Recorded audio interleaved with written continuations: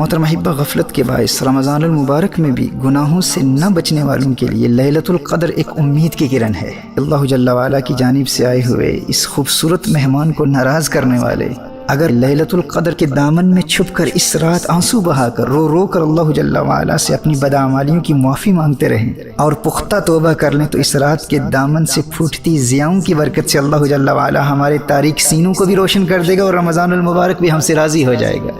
محترم احبہ، یہ رات آتی ہے، آ کر چلی جاتی ہے، یہ آئے گی اور آ کر چلی جائے گی، لیکن ایک وقت آئے گا جب یہ رات آئے گی پر ہم نہ ہوں گے۔ آج دنیا میں کتنے اہل ایمان اس رات کے آنے سے قبل ہی موت کے آغوش میں جا پہنچے۔ شکر ادا کرو اللہ کا کہ اللہ نے تمہیں اس رات تک زندہ رکھا۔ سنن ابن ماجہ کی حدیث نبی کریم صلی اللہ علیہ وآلہ وسلم نے ارشاد فرمایا، جو شخص اس رات سے محروم رہ گیا گویا کہ تمام کی تمام بھلائی سے محروم رہ گیا، اور اس کی خیر سے محروم نہیں مگر وہ شخص جو حقیقتاً محروم ہے۔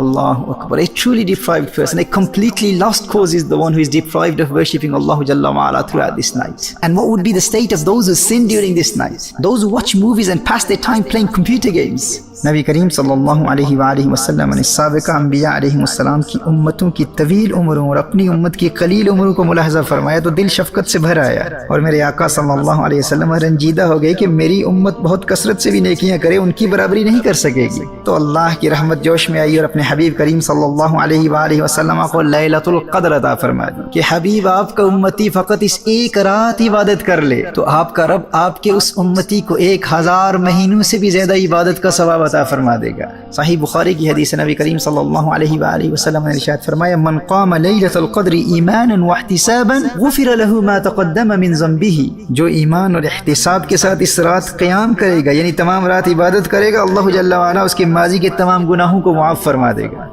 امام قرطبی علیہ رحمہ نے سیدنا کعب الاحبار رضی اللہ تعالی عنہ کے حوالے سے سورۃ القدر کا ایک شان نزول یہ بھی بیان کیا ہے کہ بنی اسرائیل کے ایک بادشاہ کے 1000 شہزادے تھے،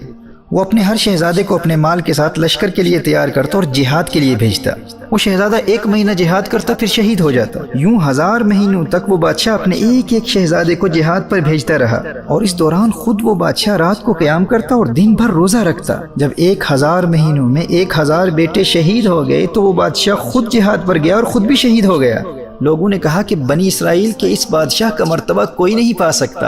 تو اللہ جل وعلا نے یہ آیہ مبارکہ نازل فرمائی، لیلۃ القدر خیر من 1000 شہر، محبوب کی امت کو یہ ایک رات دی گئی ہے جو 1000 مہینوں سے بہتر ہے۔ اس رات کے جھرمٹ میں اللہ جل وعلا کی بے پناہ رحمتوں کے نزول کے دوران اللہ کی عبادت کرتے رہو، آنسو بہاتے رہو، رو کے اللہ جل وعلا سے معافی مانگتے رہو۔ اس منبع برکات رات کی عبادت کی برکت سے تمہیں 1000 مہینوں سے بھی زیادہ عبادت کا ثواب ملے گا، اور اس رات سے حاصل کیا گیا نور تمہاری دنیا کو بھی روشن کر دے گا اور قبر میں بھی چراغاں کر دے گا۔ لیکن دوستو یاد رکھنا، 4 لوگوں کی مغفرت اس رات کی عبادت کے باوجود بھی نہیں ہوتی۔ نمبر 1 عادی شرابی، نمبر 2 والدین کا نافرمان، نمبر 3 قاطع الرحم، رشتہ داروں سے تعلقات توڑنے والا، نمبر 4 آپس میں بغض و کینہ رکھنے والا، آپس میں قطع تعلق کرنے والا۔ تو جن کے والدین ناراض ہیں، سب سے پہلے والدین کے قدموں سے لپٹ کر ان سے معافی مانگو۔ اگر اس رات کا نور حاصل کرنا چاہتے اور مغفرت کے حقیقی طلبگار ہو تو والدین کو راضی کر لو، رشتہ داروں سے فوراً صلح کر لو، شراب سے فوراً توبہ کر لو، اور جن اہل ایمان سے ناراضگی ہے یا دل میں بغض و کینہ ہے ان تک فوراً پیغام صلح پہنچاؤ۔ تاخیری حربے اختیار مت کرو، مت کہو کہ آئندہ مستقبل میں پھر موقع ملا تو صلح کر لیں گے۔ کیا ضمانت ہے، کیا گارنٹی ہے ہمارے پاس کہ لیلۃ القدر ہمیں پھر ملے گی، رمضان المبارک ہمیں پھر نصیب ہوگا؟ یہ موقع قسمت والوں کو ملا کرتا ہے، جو اس رات کی برکات سے محروم رہا حدیث کی روشنی میں اس سے بڑا محروم کوئی شخص نہیں ہے، وہ حقیقتاً محروم ہے۔ صحیح بخاری کی ایک حدیث ہے، نبی کریم صلی اللہ علیہ وآلہ وسلم نے ارشاد فرمایا، لیلۃ القدر کو رمضان المبارک کے آخری 10 کی طاق راتوں میں تلاش کرو، اور صحیح بخاری کی دوسری حدیث میں ارشاد فرمایا کہ آخری 7 راتوں میں تلاش کرو۔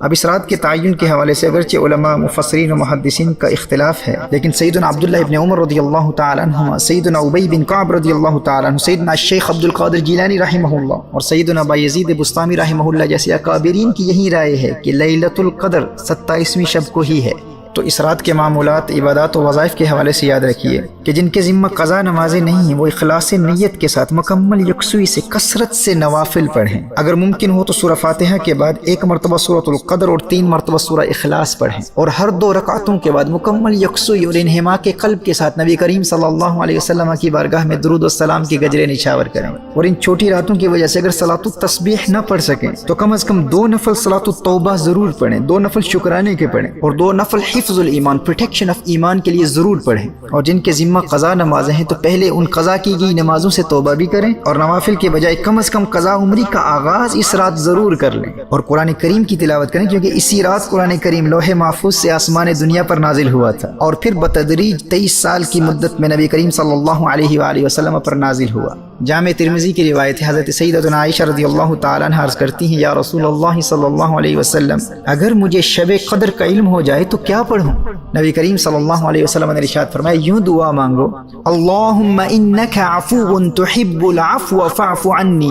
اے اللہ تو معاف کرنے والا ہے اور معاف کرنے کو پسند کرتا ہے، لہٰذا مجھے بھی معاف فرما دے۔ یہ شب قدر کا خاص وظیفہ، اسے کثرت سے پڑھیں، اللہم انک عفو تحب العفو فاعف عنی۔ اور اگر دنیا و آخرت کی ہر بلا اور ہر مصیبت سے نجات چاہتے ہیں اور ہر دشمن سے حفاظت چاہتے ہیں تو سنو، مولا علی کرم اللہ وجہہ الکریم ارشاد فرماتے ہیں، جو لیلۃ القدر میں سورۃ القدر 7 مرتبہ پڑھ لیتا ہے تو اللہ جل وعلا اسے ہر بلا سے محفوظ فرماتا ہے، اور 70,000 فرشتے اس کے لیے جنت کی دعا کرتے ہیں۔ تو گناہوں سے توبہ کے ساتھ ساتھ 7 مرتبہ سورۃ القدر اس رات ضرور پڑھیے گا۔